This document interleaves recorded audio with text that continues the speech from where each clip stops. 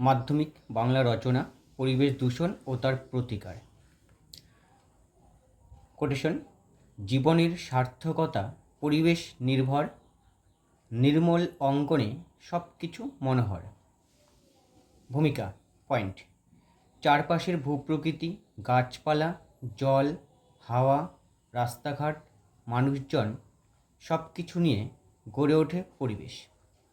আমাদের এই পরিবেশ প্রতিনিয়ত কোনো না কোনোভাবে দূষিত হচ্ছে।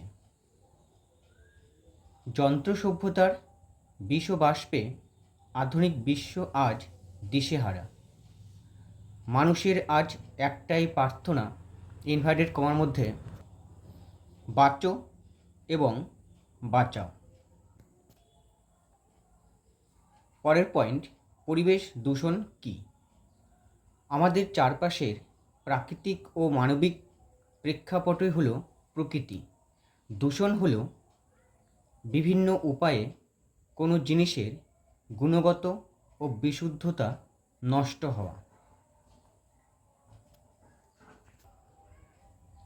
পরের পয়েন্ট: বিভিন্ন প্রকার দূষণ ও তার কারণ। প্রকৃতির সঙ্গে মানবের আত্মার আত্মীয়তা, কিন্তু সেই সম্পর্কে ধরেছে ফাটল। উন্নততর জীবনযাত্রার প্রয়োজনে মাটি, জল, অরণ্য মানুষ অবাধে ব্যবহার করছে, যার ফলশ্রুতিতে পৃথিবীতে আজ আমাদের অস্তিত্ব বিপন্ন। পরের পয়েন্ট: জলদূষণ। জলদূষণ বিভিন্ন কারণে হয়। নদীর তীরবর্তী শিল্পাঞ্চল এর আবর্জনা, নদীর জল, জাহাজের নিষ্কাশিত বর্জ্য পদার্থ সমুদ্রের জল দূষিত করছে। ডিডিটি কীটনাশকের ব্যবহারে পুকুর, নদীর জল দূষিত হচ্ছে। এই দূষণের ফলে পরিবেশ ক্ষতিগ্রস্ত হচ্ছি আমরা। পরের পয়েন্ট: বায়ু দূষণ। মানুষ যেদিন আগুন জ্বালাতে শিখল, সেদিন থেকেই আমাদের জীবন ধারণের প্রধান রসদ বায়ু হয়ে উঠল বিষাক্ত। গ্রামে গঞ্জে জীবনদায়িনী বনসম্ভার ধ্বংসের মুখে। কোটেশনের মধ্যে লিখবে: শহরের অসুখ কেবলই হাঁ করে সবুজ খায়। যানবাহন নিঃসৃত ধোঁয়ায় নাগিনীর বিষাক্ত নিঃশ্বাস, গগন চুম্বী কারখানার চিমনির থেকে নির্গত বিষাক্ত গ্যাস আচ্ছন্ন করছে বায়ুমণ্ডল। লাগামহীন গাছ কাটার ফলে বায়ুতে অক্সিজেনের মাত্রা কমে যাচ্ছে, বেড়ে যাচ্ছে গ্লোবাল ওয়ার্মিং, যার ফলে সর্দি, কাশি, নিউমোনিয়া, হাঁপানির মতো অসুখ মানব সমাজকে বিধ্বস্ত করছে। মাটি দূষণ। বিপুল পরিমাণে রাসায়নিক সার ও কীটনাশক ব্যবহারে মাটি তার গুণগত মান হারিয়ে দূষিত হচ্ছে। পরোক্ষভাবে সেই বিষ সার আমাদের শরীরে প্রবেশ করে নানা রোগের জন্ম দিচ্ছে। Rousseau return to the nature এই আহ্বানে বিশ্ববাসীকে প্রকৃতির কোলে ফিরিয়ে যাওয়ার আহ্বান জানিয়েছেন।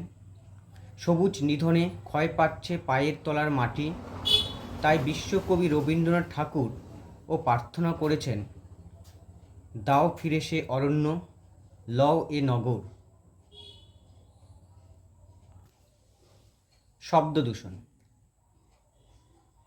প্রভাত হতো। প্রভাত পাখির কুজনে আজ আর আমাদের ঘুম ভাঙ্গে না। ঘুম ভাঙ্গে কলকারখানার কর্কশতা ও যানবাহনের দানবীয় উল্লাসে। শব্দ দূষণের ফলে যেমন একদিকে শ্রবণ শক্তি লোপ পাচ্ছে, রক্তচাপ বাড়ছে, তেমনি দেখা যাচ্ছে হৃদস্পন্দন বেড়ে যাওয়া, অনিদ্রার মতো রোগ। এছাড়াও শব্দ দূষণ গর্ভবতী মহিলার জন্য বিপদ ডেকে আনছে। নবজাতক শিশুদের বধির করে তুলছে। পরের পয়েন্ট, সামাজিক ও সাংস্কৃতিক দূষণ। মানুষ সামাজিক জীব। মদ্যপান, কটূক্তি, নেতাদের পারস্পরিক কলহ, বিদ্বেষ ভাব সামাজিক পরিবেশকে দূষিত করছে কলুষিত। কম্পিউটার, ইন্টারনেট আবিষ্কার ও ব্যবহার যেমন সমাজ ও সভ্যতার অগ্রগতির কারণ, তেমনি এগুলির মধ্যে পাওয়া ভিডিও ও পুস্তক যুব সমাজকে করে তুলেছে রুচিহীন, বিকৃত চিন্তাধারার অধিকারী। পরের পয়েন্ট, পরিবেশ দূষণ ও প্রতিকারে ছাত্রছাত্রীদের ভূমিকা। পরিবেশ দূষণ থেকে প্রতিকারের পথ ছাত্রছাত্রীদেরকেই বের করে নিতে হবে বিভিন্ন পদক্ষেপ। 1 নম্বর, বর্জ্য পদার্থকে যেখানে সেখানে না ফেলে তাদের কাজে লাগিয়ে পরিবেশকে রক্ষা করতে হবে। 2, বিনা কারণে গাছ কাটা বন্ধ করে গাছ লাগিয়ে পরিবেশ দূষণ রোধ করতে হবে। 3, কারখানা হবে বসতি থেকে দূরে, প্রকৃতিকে বাঁচিয়ে। 4, পারমাণবিক গবেষণা কেন্দ্রগুলিকে সতর্ক থাকতে হবে। 5, প্রয়োজনে সভা সমিতি করে ব্যক্তিগত আলোচনার মাধ্যমে মানুষের মন থেকে অপসংস্কৃতি দূর করে সংস্কৃতি ফেরাতে হবে। 6, বিশ্ব মানবকে সচেতন করে তুলতে হবে বনসৃজনের উজ্জীবনী মন্ত্রে। গাছ তুলে আনো, বাগানে বসাও, গাছের সবুজটুকু শরীরে দরকার, আরোগ্যের জন্য এই সবুজ ভীষণ দরকার।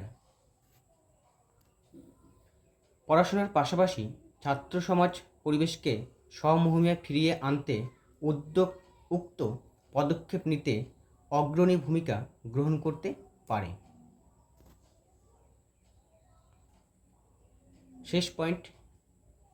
শেষ কথা, 5ই জুন বিশ্ব পরিবেশ দিবসকে কেবল একটা দিন হিসাবে গ্রহণ না করে এর মর্যাদা রক্ষায় আমাদের অঙ্গীকারবদ্ধ হতে হবে। একটি মাত্র গ্রহেই প্রাণীর অস্তিত্ব আছে, তাই ভবিষ্যৎ প্রজন্মের জন্য আমাদের সংকল্প হোক এ বিশ্বকে এ শিশুর বাসযোগ্য করে যাব আমি, নবজাতকের কাছে এ আমার দৃঢ় অঙ্গীকার। কেমন লাগলো বন্ধুরা আজকের এই ভিডিওর আলোচনাটি? যদি তোমাদের ভিডিওটি ভালো লাগে তাহলে আমার চ্যানেলটি সাবস্ক্রাইব করো।